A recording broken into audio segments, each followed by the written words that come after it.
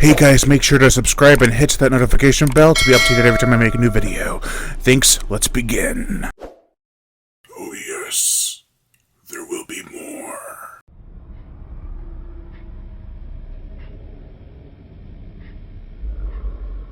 I want to play a game.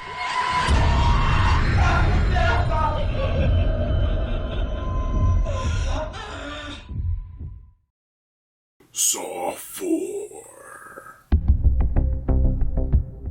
This is the 2007 sequel to the previous 3 installments of the Saw franchise. However, this acts more like a side story to Saw 3 more than anything else. The plot: Jigsaw is dead, and his body is on the slab, and he's being dissected when they discover a thumb drive, and they plug it in, and he says his work will continue.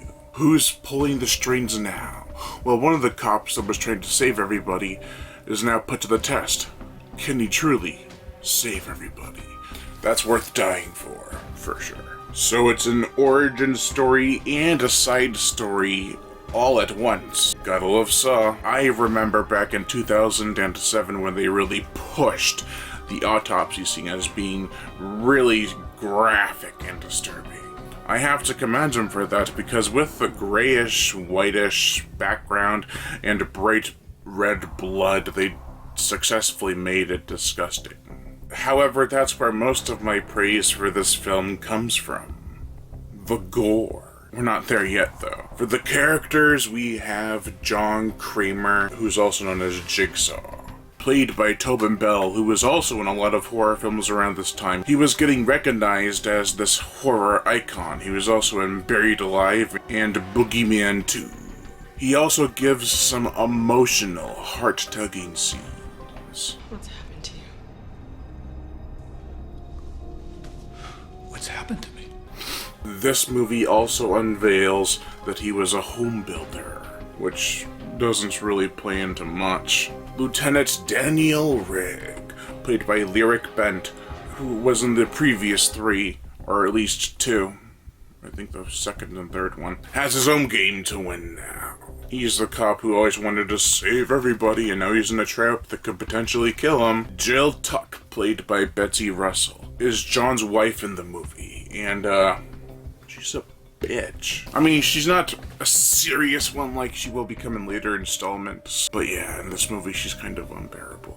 Not only in that, but her acting. Lieutenant Mark Hoffman, played by Costas Mandylor from Dino Croc, now has a bigger role in this series. He's with Donnie Wahlberg in this elaborate trap involving ice blocks and electrocution. Agent Peter Strom, played by Scott Patterson, is a new character with the FBI. There's also Lindsay Perez, an agent of the FBI, played by Anthena Karkanis. Both are heavily investigating this crime. This film has that Saw aesthetic, very grimy and grisly. Riggs and his test doesn't make a whole lot of sense.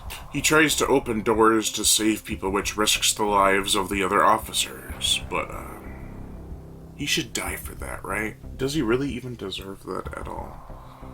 Like, seriously. Darren Lynn Bousman knows how to make a Saw movie look disgusting. But how did he do in the director's chair for the last time in this series until Spiral from the Book of Saw came out? I think he and the editors, Kevin Grittert and Brett Sullivan, went a bit overboard on these transitions. Like, you'll have one scene where they're trying to get, you'll have one scene where they're investigating, and then they'll transition to a trap, and then they'll go back to investigating, but the way they do it is, like, they have a piece of paper, put it down, and there's the person in the trap, and it's like a transition. It's kind of cool, but it's really obnoxious. You check this? Twice. I mean, once or twice it's cool, ma'am, but it's like it happens 10 times in this movie. I do have to give credit to Marcus Dunstan and Patrick Melton for trying to keep the story going and not just reboot the series. However, after this movie's twist, it seems like anyone can be Jigsaw's accomplice up to this point. I do like the origin of Jigsaw. He had a wife and a child on the way. Now he builds traps for teachings.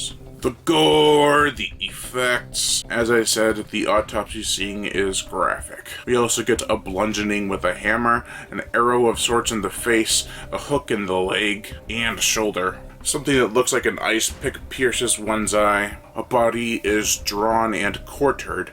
A crushed head. Knives slice into one's face. And some more. It's definitely bloody.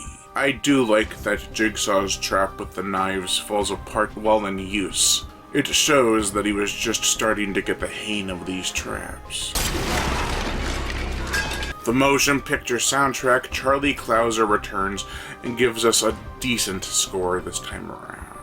I don't think it was helped by all the big reveals, because in that you would need big build-up music, which happens a lot. The autopsy track is pretty good in the beginning, but after a while this whole soundtrack sort of falls prey to becoming repetitive and standard issue.